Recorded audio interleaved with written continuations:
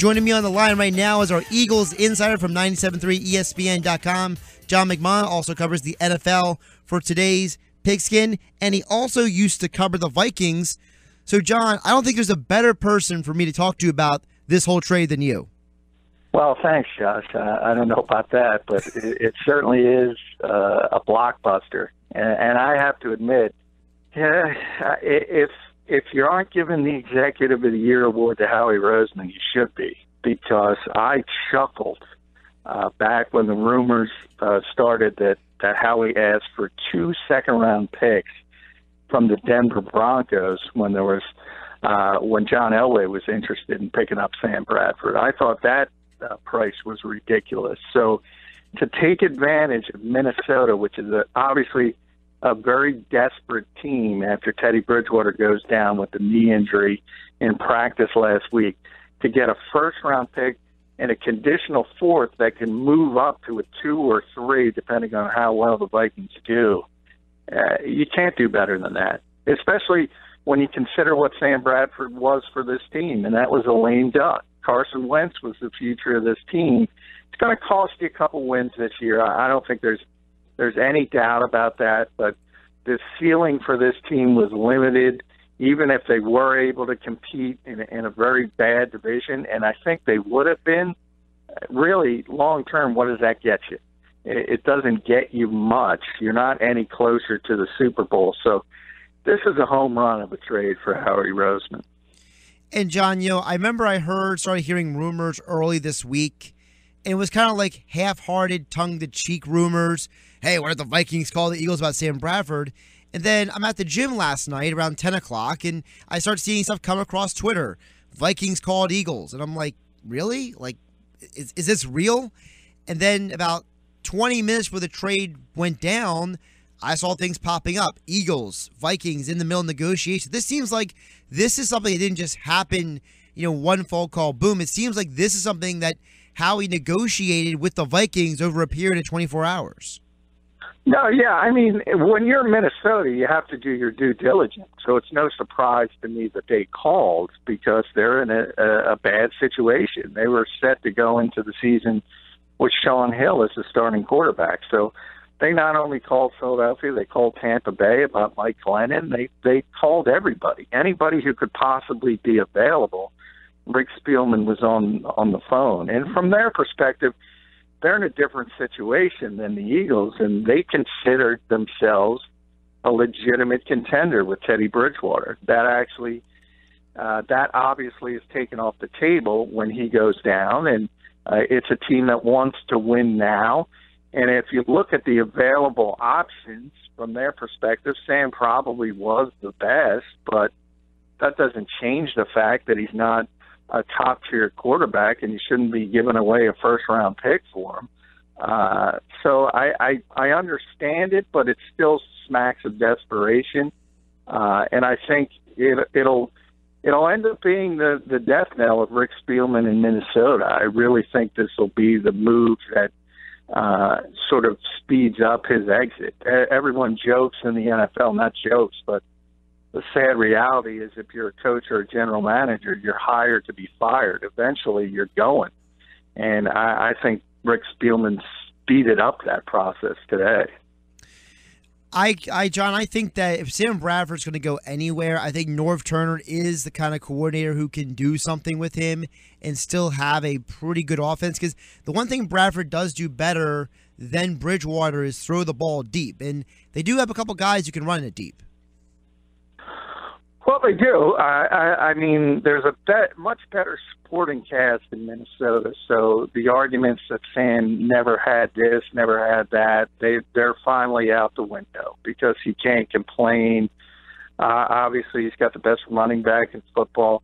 They spent a lot of money on their offensive line in the offseason, bringing in Alex Boone, bringing in Andre Smith, and they do have receivers who might not be stars that you've heard of, but that's because of the way they played offense in their run-first team. They're still really good NFL receivers and better than what they have in Philadelphia. So there's no doubt he's going to have a better cast around him. But if you look at Sam, and I hear what you say, I mean, it was constant check down when he was here in Philadelphia. So while the narrative from when he was the number one overall pick is he's got this big arm, I've never really seen it. So I have to watch him play in Minnesota before I would agree with that assessment. I've seen a guy who's far too often and far too willing to check it down too quickly. And I don't think it's going to change in Minnesota, to be honest. If you look at Mike Sando of ESPN does those ratings every year, Josh, where he polls NFL personnel people and they rate quarterbacks. And I think Sam was 26th or 28th. And one of the major reasons why he was that low is because he can't extend plays, and that's what you have to do in the NFL, and that's what Teddy Bridgewater is able to do or was able to do before his catastrophic knee injury. Sam can't do that, and it doesn't matter if it's Philadelphia or Minnesota. That part's not changing.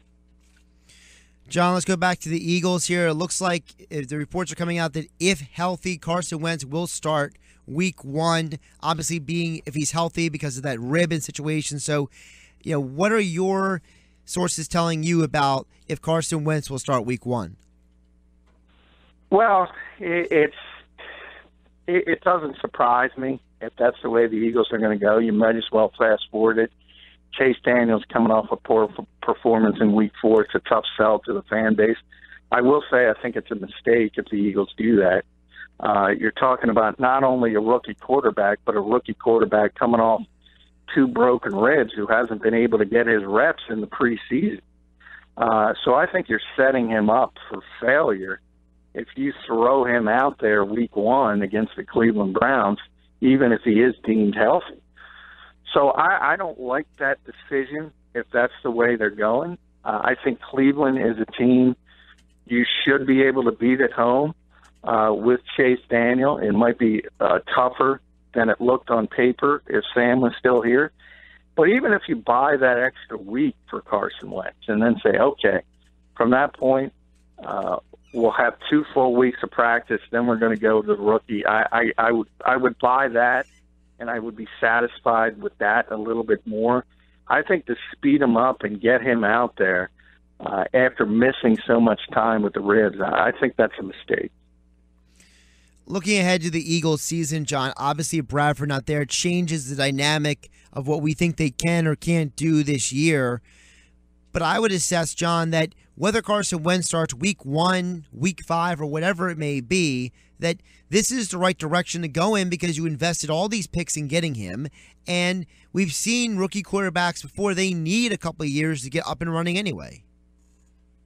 Yeah, I've always been critical of the original plan, which was to put him in bubble wrap and let Sam play the entire year if he stays healthy, simply because I've always said it's trying to serve 2 masters. You're trying to be relevant in the short term and build for the future. But as we know, and Doug has talked about, once you get into regular season mode, you can't waste time giving reps to a third-string quarterback, and you're trying to win football games. And that meant that Carson was not going to see a lot of time even in practice as far as trying to improve. So I never liked the plan from that standpoint, and now it changes dramatically whether Carson is the starter or the backup. He's going to be seeing a decent amount of reps either or, and he's going to be on the field at some point, as you said, whether it's week 1, week 5, whenever.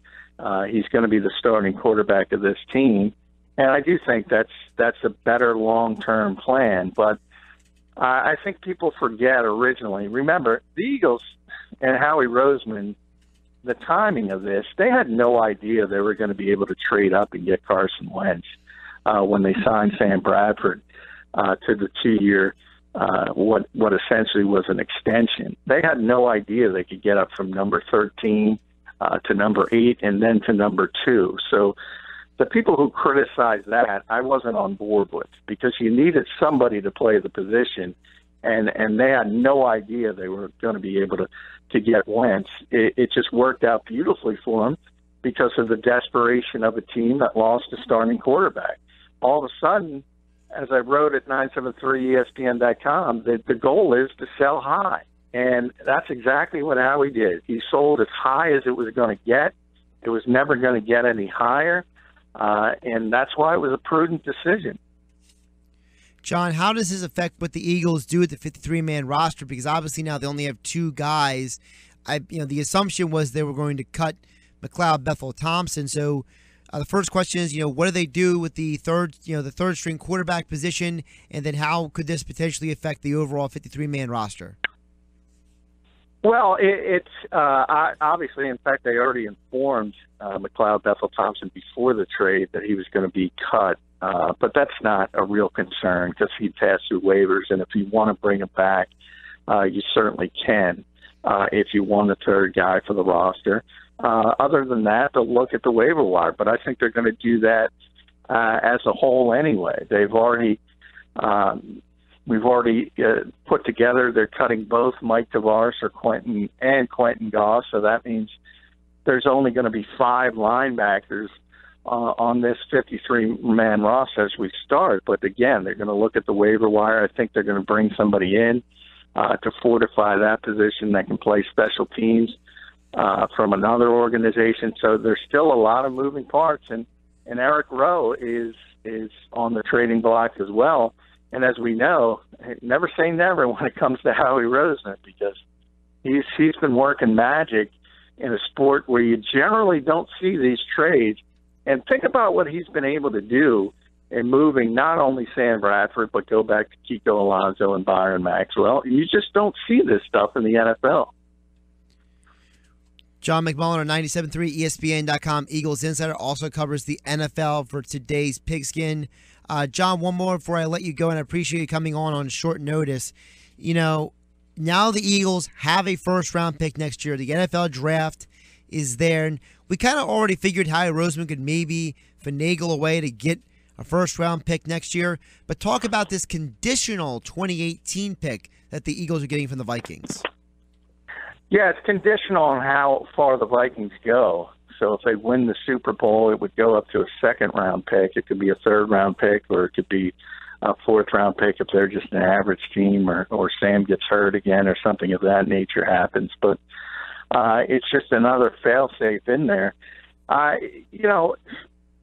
Minnesota does have a very good team if you look at their roster. And they have a tremendous defense, and obviously with the great running game, as we mentioned, with Adrian Peterson. So from a PR standpoint, there is a slight concern that they might take off with Sam, and that would look bad on the Eagles.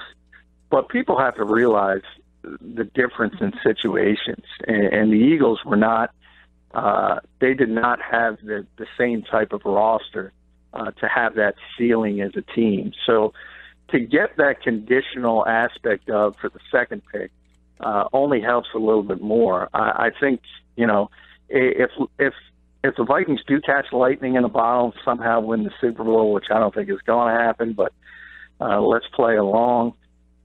Yeah, some people are going to criticize the Eagles, but if they are, they're uneducated football fans, because this deal, as I mentioned, a home run, I'm going to say grand slam. Amazing what Howie Roseman was able to get for Sam Bradford. John McMullen, you can follow all of his stuff on Twitter at JF McMullen. He also writes for 97.3 ESPN.com. He'll be seeing Sonny Weaver Jr., Howie Roseman, later today at 4 o'clock, and he'll have all the coverage from that press conference as well. John, have fun. Hey, thank you, Josh.